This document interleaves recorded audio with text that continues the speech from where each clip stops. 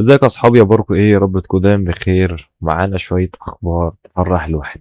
في الفيديو اللي فات يا جماعه اتكلمت ان روبلوكس اتخذت اجراءات قويه جدا في الحمايه، منها القفل بتاع الشات لو في فرق من العمر، حاجه كمان فيريفيكيشن تو ستيب اللي هي التحقق بخطوتين عشان سرقه الحسابات. وكنت اتكلمت قلت ان مفيش لعبه اصلا بتعمل الموضوع ده، مفيش لعبه تخليك تصور نفسك علشان تاكد الهويه بتاعتك وتشوف انت عندك كام سنه عشان تشوف هتفتح لك الشات ولا لا. الموضوع برضو ان لو في حد كتب تواصل معايا مثلا على الواتس او الانستجرام او الفيسبوك تيك توك او حتى الديسكورد، في اي تواصل، في اي كلمه ليها علاقه بالتواصل على الشات هنا، فالرسائل دي هتتشفر على طول. وبرده الرسائل مع فرق العمر، لو في حد اصغر منك وبعت رساله في الشات هنا فالرساله دي بتتشفر، والناس اللي بنفس العمر، الشخص اللي بعت الرساله دي هو بس اللي يقدر يشوف الرساله دي.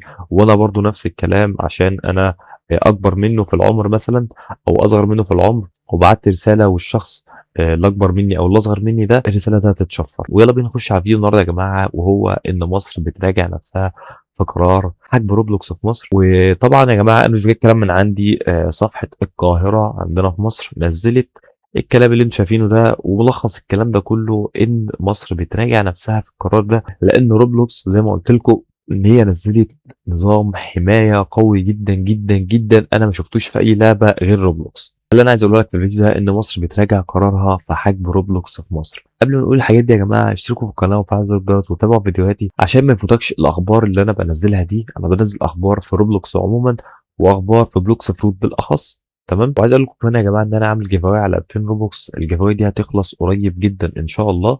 تمام. شروط الجيفاي ده يا جماعه سهله جدا. اول شرط انك تشترك في القناه وتفعل زر الجرس وتتابع فيديوهاتي.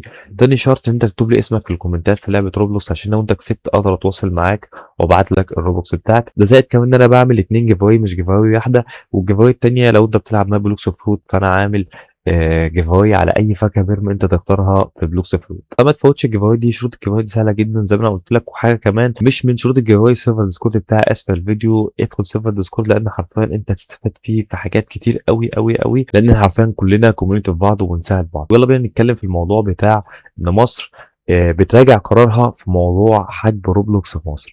زي ما قلت لكم يا جماعه، كان في نظام حمايه قوي جدا في لعبه روبلوكس نزلته لما قرار الحجب في مصر ده نزل. والكلام اللي بيتقال دلوقتي ان شركه روبلوكس بتكلم مصر علشان بتشوف هي حجبت اللعبه ليه. الفكره ان هي تحجب روبلوكس في مصر مع الحمايه الكتيره قوي اللي هي عاملاها دي. وزي ما قلت لكم طبعا في الفيديو اللي فات ان الحمايه دي مش موجوده في اي لعبه ثانيه، يعني حرفيا اكتر لعبه بتحافظ على الاطفال. فاللي بيحصل دلوقتي ان في مناقشات بتحصل مع اللي حجب روبلوكس في مصر، وبيراجع القرارات دي وبيراجع نفسه ويشوف اللعبه فعلا، لان هم حظروا اللعبه وما شافوش حاجه وحشه من اللعبه، وهو بسبب سمعتها بس اللي كانت طلعت بره بسبب الناس الامريكان اللي عملوه، اللي هي كانت بسبب لعيبه، ما كانتش بسبب روبلوكس ذات نفسها. فادينا مستنيين يا جماعه مصر ترجع لعبه روبلوكس في مصر. انا دلوقتي مشغلها طبعا بفي بي ان، وسمعت كمان ان الفي بي ان اتحظر كمان في مصر، بس طبعا الكلام ده ما اتاكدتش منه. وعايزين برضو نقرا النقطه دي مع بعض في نشره الاخبار دي. لو عايز تقرا النشره كلها ممكن اسيب لك اللينك اسفل الفيديو او وقف الفيديو واقرا براحتك. وطبعا ده يا جماعه موقع القاهره احنا كلنا عارفينه في مصر. وفي شق احتياطي طلبت الصحيفه بالغاء قرار الحجب الشامل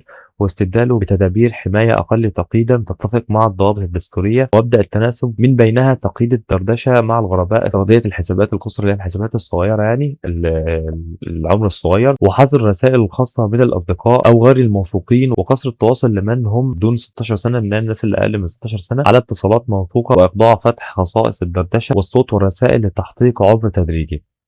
فهم طالبين حاجات اصلا روبلوكس عاملاها يعني دي حاجه تاكد ان اصلا مصر حظت روبلوكس بسبب شويه كلام اتقال وخلاص. فالموضوع ده يا جماعه يعني كان بيتقال اصلا في مصر بس من زمان، يعني موضوع ان روبلوكس خطر على الاطفال ومش عارف ايه الكلام ده كان بيتقال من زمان، ما كانش بيتقال في الفتره دي. انا شايف بصراحه ان مصر حظرت روبلوكس وهي ما عندهاش المعلومات الكفايه عن سبب حظر روبلوكس في مصر. فان شاء الله يا جماعه يلغوا القرار ده. يعني انا مش فارق معايا قد كده لان انا بشغلها في في بي ان، بس برضه يعني ممكن تبقى رخمه شويه، يعني مش كل شويه تقعد تفتح الفي بي ان وتقفله عشان تشغل لعبه معينه. فبس يا جماعه هي دي الاخبار الكويسه في الفيديو ده. وان شاء الله الفيديو اللي جاي اقول لكم ان خلاص قرار حجب روبلوكس في مصر اتلغى نهائي باذن الله. فاشتركوا في القناه وفعلوا الجرس وتابعوا فيديوهاتي علشان ما يفوتكش الاخبار اللي انا بنزلها. وان شاء الله زي ما اقول لكم روبلوكس يفكوا الحظر منها عن مصر. واشوفكم على خير، ويلا يا جماعه مع السلامه.